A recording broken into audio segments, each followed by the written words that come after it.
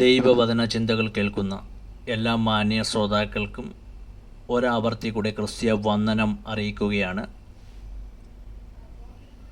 നാം മറ്റുള്ളവരെ പ്രബോധിപ്പിക്കേണ്ട പ്രബോധനങ്ങളെ സംബന്ധിച്ചിടത്തുള്ള വിഷയങ്ങളാണല്ലോ ദൈവവചനത്തിലൂടെ നമുക്ക് കാണുവാനും സഹായിക്കുന്നത്. 1 തെസ്സലോനിക്ക് എഴുതിയ ലേഖനം 5-ാം അധ്യായം 14-ാം വാക്യത്തിൽ ഒരു പ്രസ്താവന ഓർമ്മപ്പെടുത്തുന്നുണ്ട്.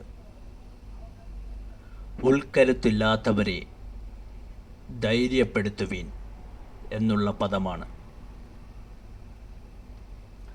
ഇവിടെ നിങ്ങൾ പ്രബോധിപ്പിക്കുന്നവരായി തീരണമെന്നും നിങ്ങളുടെ പ്രബോധനങ്ങളുടെ അകത്ത് ഉൾക്കരുത്ത് ഇല്ലാത്തവരെ ധൈര്യപ്പെടുത്തുന്ന പ്രബോധനങ്ങൾ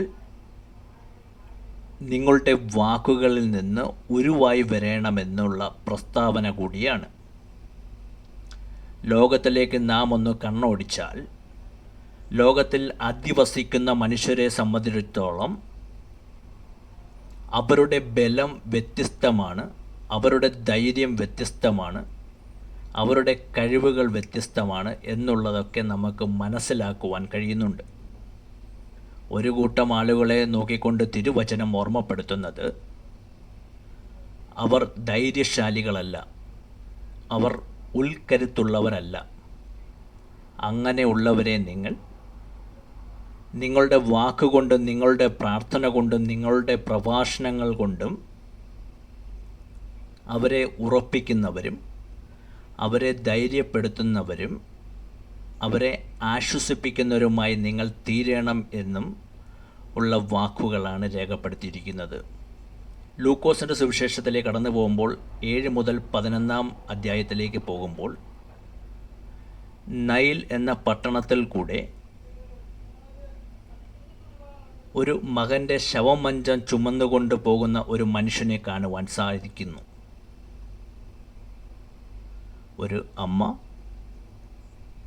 സകല പ്രതീക്ഷകളും നഷ്ടപ്പെട്ട് ഒരു തലത്തിലും ആശ്വസിക്കുവാൻ വകയില്ലാതെ വഴിയില്ലാതെ ഉൾക്കരുത്ത് നഷ്ടപ്പെട്ടവളായി ആ പട്ടണവാതിൽക്കലേക്ക് തൻ്റെ മകൻ്റെ ശവമഞ്ചം ചുമന്നുകൊണ്ടുവരുന്നവരോട് കൂടെ നടന്നു വരികയാണ്. എന്നാൽ യേശു കർത്താവ് അവിടേക്ക് കടന്നു വന്ന് അവളുടെ സങ്കടം കണ്ടുകൊണ്ട് അവളുടെ പ്രതീക്ഷകൾ നഷ്ടപ്പെട്ടിരിക്കുന്ന ഈ അവസ്ഥ കണ്ടിട്ട് അവളുടെ കരുത്ത് നഷ്ടപ്പെട്ടിരിക്കുന്ന ഈ രംഗം കണ്ടിട്ട് ആശ്വാസവാക്കുകളായി അവളോട് ഓർമ്മപ്പെടുത്തുന്ന വാക്കുകൾ 13-ാം വാക്യത്തിലുണ്ട്. കരയേണ്ട എന്ന് പറഞ്ഞു എന്ന വാക്കാണ്.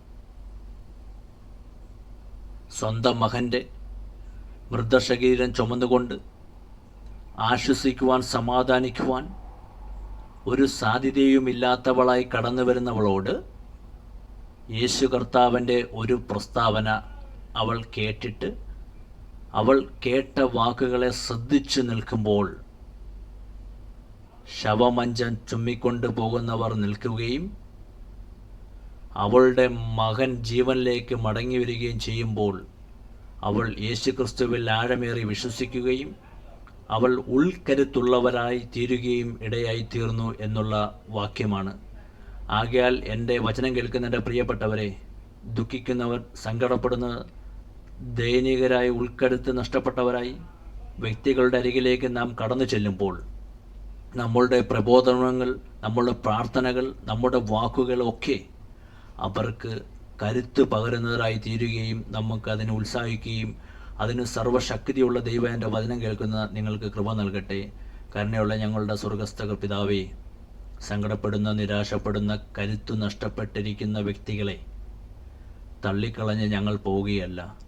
ഞങ്ങളുടെ വാക്കുകൊണ്ടും ഞങ്ങളുടെ പ്രവൃത്തി കൊണ്ടും ഞങ്ങളുടെ പ്രാർത്ഥന കൊണ്ടും ഞങ്ങളുടെ പ്രബോധനങ്ങൾ കൊണ്ടുമൊക്കെ ഞങ്ങൾ അവർക്ക് കരുത്തു പകരുന്നവരായി തീരുവാൻ ഞങ്ങളെ യോഗ്യരും ഞങ്ങളെ പ്രാപ്തരുമാക്കണമേ. അങ്ങയുടെ കരുണ ഞങ്ങളുടെ മേൽ പകരണമേ. ഈ ദൈവവചനം കേട്ട എല്ലാവരെയും ദൈവം അനുഗ്രഹിക്കണമേ. യേശു കർത്താവിൻ്റെ നാമത്തിൽ തന്നെ ആമേൻ.